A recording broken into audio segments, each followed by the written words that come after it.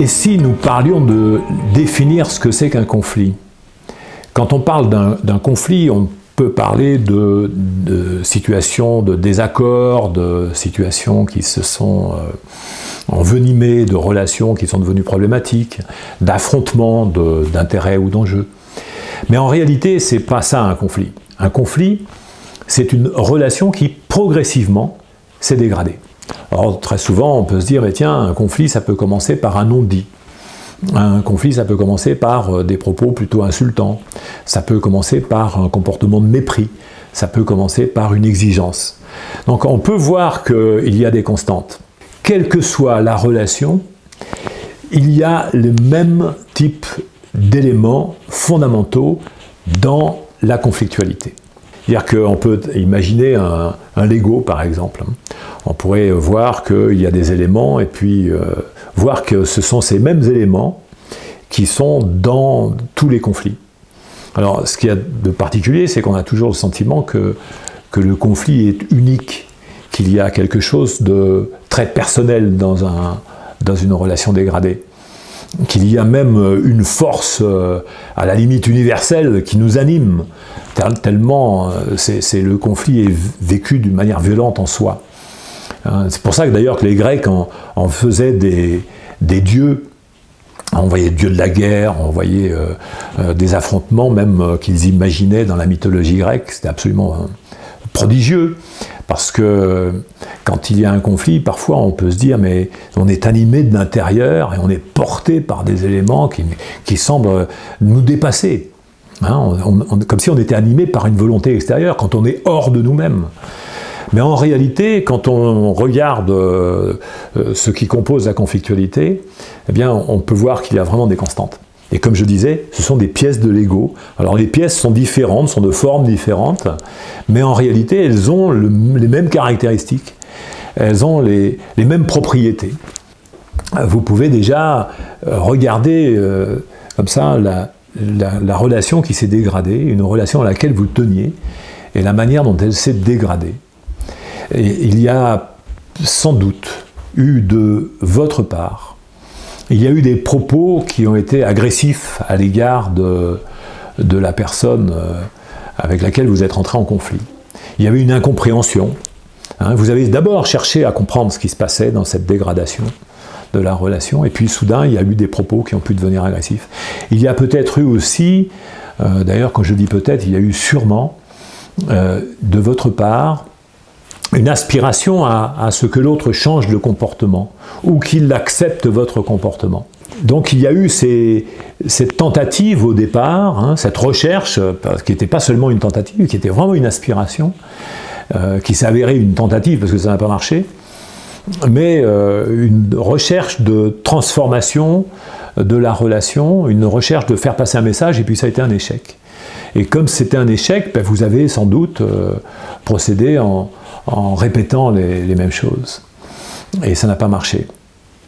Donc vous en êtes arrivé à avoir des propos qui dépassaient votre pensée et qui étaient vécus comme étant agressifs de la part de l'autre, et vous preniez aussi vous-même conscience que vous aviez des propos agressifs.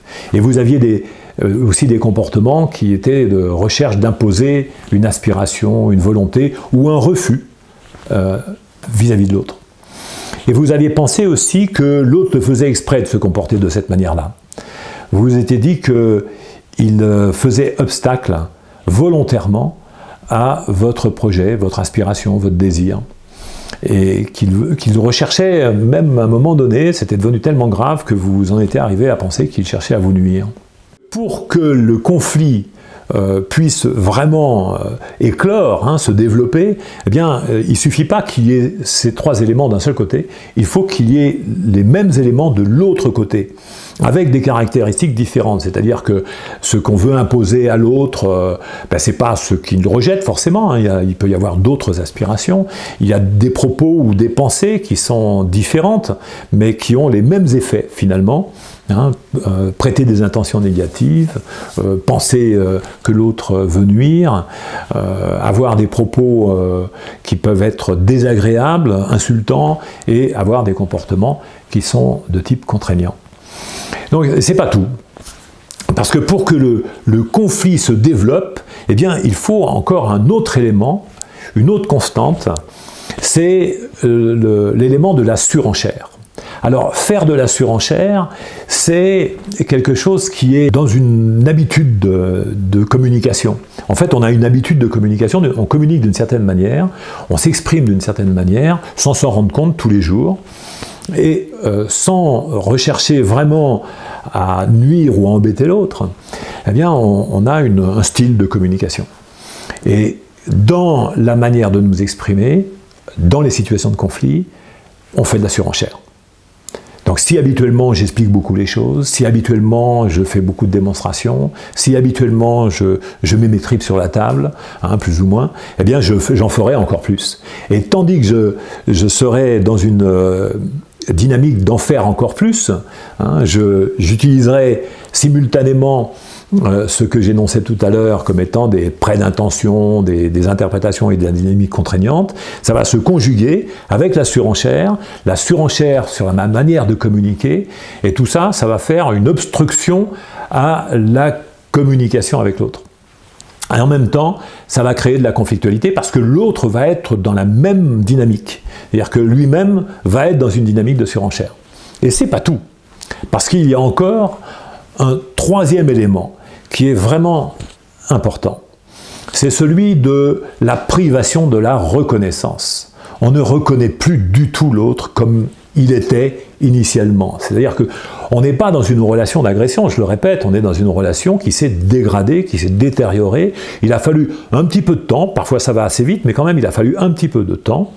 Donc cette relation de reconnaissance, avant on reconnaissait que l'autre pouvait être maladroit, on reconnaissait que l'autre pouvait être ignorant, hein, on reconnaissait que l'autre pouvait confondre aussi des choses, c'est-à-dire que pas confondre mon intérêt avec le sien, hein, confondre mes aspirations avec les siennes, on lui reconnaissait qu'il pouvait avoir cette confusion, je dirais, identitaire. Et on a donc cette reconnaissance qui n'existe plus dans la conflictualité. C'est fini. On ne reconnaît plus l'autre en tant qu'il est l'autre, en tant qu'il est différent. Il n'y a plus l'altérité. Il y a la conflictualité.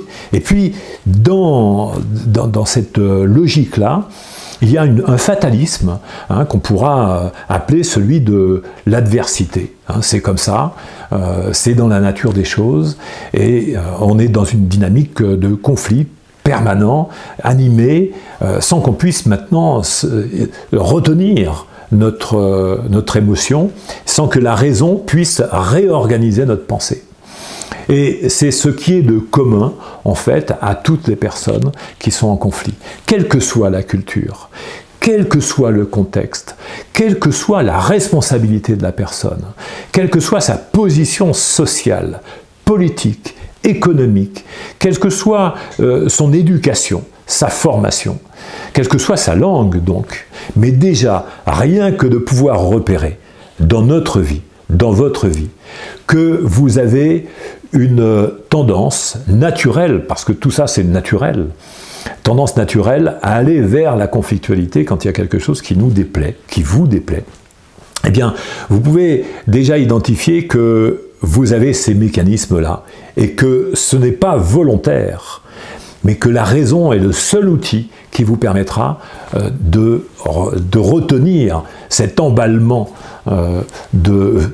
fougueux de l'émotion. Et que l'autre aussi est dans une situation également de non-vouloir, de non-aspiration, de non-volonté dans cette dynamique conflictuelle. Ce que je vous propose de faire, c'est comme c'est difficile de se regarder soi-même. C'est toujours plus facile de regarder les autres, mais ce que je vous propose de faire, c'est de le faire un peu différemment, pour pouvoir vous approprier ce référentiel de la dégradation de la relation, hein, qui est vraiment le signal d'alarme par rapport à toutes les relations qui vont vous pourrir la vie, quoi, qui vont faire que la vie va devenir désagréable. Hein. Eh bien, c'est de pouvoir déjà l'observer dans les films. Si vous lisez toutes les situations dans lesquelles les relations se dégradent, c'est toujours la même chose. Les romanciers n'inventent pas la communication d'une manière différente. Hein, les scénaristes n'inventent pas non plus d'autres formes de relations que celles que nous avons au quotidien. Donc, vous pouvez regarder que, soit à la télévision, soit sur les livres, les romans, quand quelqu'un est raconté dans sa vie, ou quelqu'un raconte sa vie, une autobiographie, on peut arriver à faire du repérage comme ça de tout ce référentiel. Et le référentiel de la qualité relationnelle, eh bien, il vient en creux. Hein. Il vient, je dirais, par contraste. On peut voir que la reconnaissance est complète. Hein. Les gens se reconnaissent comme maladroits, comme ignorants, comme éventuellement confusionnels. Ils ralentissent tous les phénomènes de surenchère, ils apprennent à diversifier leur langage, en fait. Et puis, ce qu'ils font, c'est, au lieu de prêter de mauvaises intentions, ils en prêtent de bonnes. Au lieu de vouloir contraindre, ils contribuent.